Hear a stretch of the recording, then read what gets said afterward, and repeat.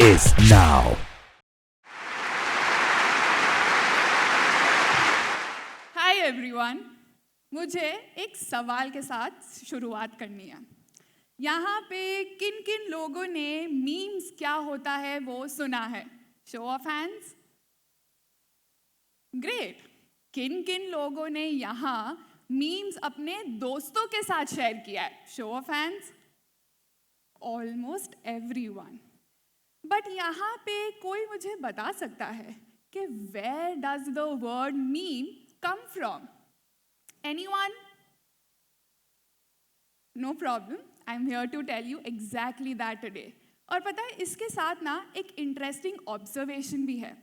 How the popular meaning of memes has changed from before to today, the society has also changed that way.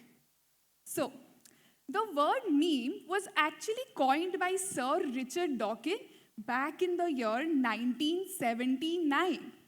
He defined it as a unit of cultural transmission, any idea or behavior that passes from a person to person. मतलब क्या इसका? So, अगर आपको किसी को hi बोलना है, how would you do that? You'd probably wave, right? In some parts of the world, we probably bow down, right? In some parts of the world, we'd probably do air kisses. India में तो हम करके भी चला लेते हैं.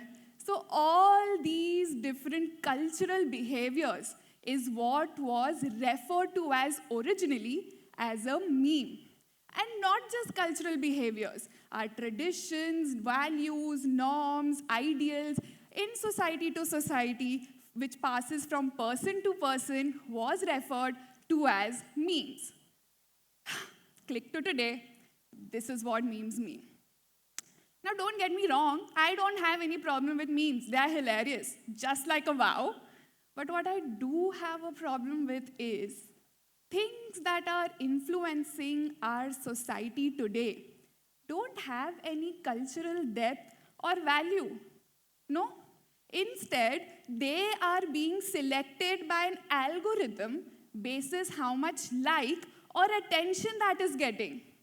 And this unchecked influence of social media on our lives, on society, is something that has caused some issues today that I'll want to discuss with you.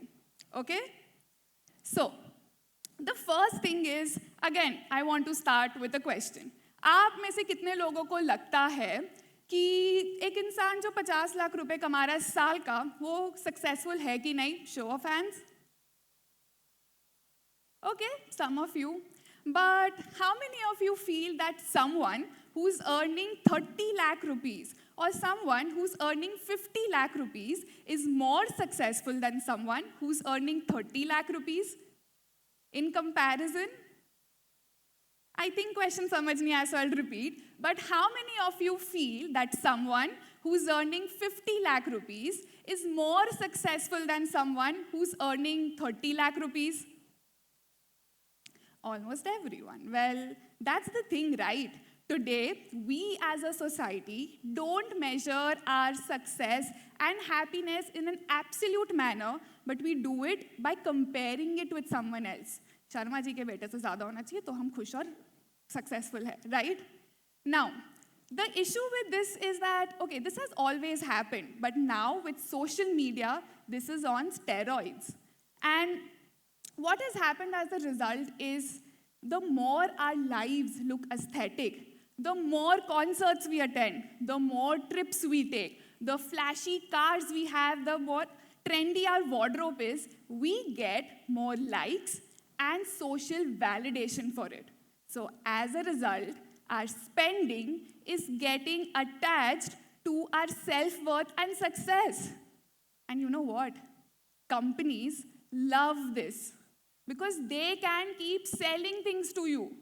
They can sell you more of things that you don't need. And this has led to hyper-consumerism in the society today. And this hyper-consumerism is not only detrimental for our financial health, which I talk a lot about in my work, but it's also very detrimental on the environment. So I want you all to actually take a step and think about how your spending habits have been affected with social media. With that, I would want to continue to my second point. Now, I am a creator, और मैं एक चीज़ आपको बता दूँ, कोई भी content या video को वायरल करना है ना, उसको सेंसेशनलाइज कर लो, उसको एक्सट्रीम्स पे ले जाओ, get like a shock value in it. And we would think that because of social media today, people are being more exposed to different ideas, thoughts and values, right? अलग अलग लोग content बना रहे हैं, तो consume करते वक्त भी अलग अलग चीज़ें आ रही है. But sadly, that's not the case. Social media is like an echo chamber. It will show you more of what you already like and believe in. So if someone is a vegan, they will be shown more content on veganism. And if someone is on the other side of the spectrum and follows a carnivore diet, they'll be shown content that is more suitable for them. Now, mind you, a lot of the content that is reaching to these poles apart thoughts are actually extreme content. So instead of bridging the gap in the society, social media algorithms are actually making them more polarized. And I know you'd say, okay, Anushka, food preferences, big deal. But don't you think that there are some social and political issues where this polarization of opinion is causing a detrimental effect to the society? Which gets me to my next point. Now, how many of you, okay, let's start with an exercise. I want you all to imagine something. Can you do that for me? Okay, I want you all to think that you are sitting and doing nothing. Do you think you can do that for 5 minutes? Do you think you can do that for 10 minutes?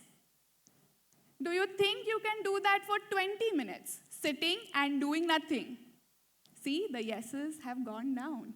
That's the thing. Because of social media, we are so addicted to the constant likes, notification stimulus that our attention spans have deteriorated. In fact, sitting here, seeing you all, I have seen so many of you feel the urge to check your phones, and you have.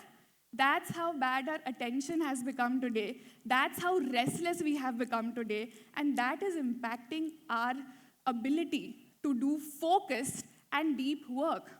So don't you think it's time that we acknowledge that we live in a different reality which is governed by these algorithms, and we take some measures to address it? So what do we do? The answer is right in front of us. Quit social media. I'm just kidding, I'm a creator, mera dhanda band ho jayega. But there are a few things that we can do that will help us develop more healthy practices of the time we spend online. Here are 2 things that I do. The first one is I follow something called as a digital diet. Now, as a creator, I spend a lot of time online because that's my job. So how do I maintain that balance? I keep 2 accounts on most social media platforms. One account where I'm following people who are making good, knowledgeable content, like myself, and another account where basically I'm just using it for entertainment, with my friends and family. Now, on my phone, the trick here is I always have the knowledgeable account always logged in. So as a structure, whenever I'm going online, I'm consuming good content. And whenever I want to go on social media for entertainment, I have to make an effort to log in.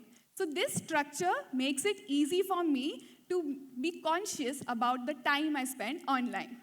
Along with this, I also do something called as digital fasts. Now, once in a while, a day or a weekend, I will go completely off screens. And trust me, it looks easy, but no TV, no social media, no online shopping, nothing. It's actually very difficult. But when I have been doing it for some time now, and what has happened is with time, I am more conscious and I have more control over how and where I'm spending time on social media. And along with that, the best thing that this has given me is that I have regained a lot of my focus and ability to do deep work. With all these changes that are happening in the society, we do need to create these healthy checks and balances, and I hope you take this from my talk today. So, as we come to the end of my talk, I would like to leave you with these few words: pause, reflect, and don't let an algorithm define your life. Thank you.